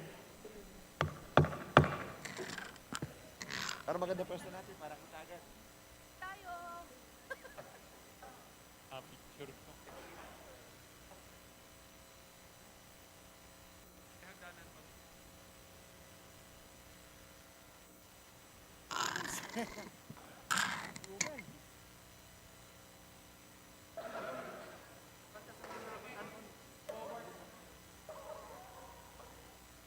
Picture ko.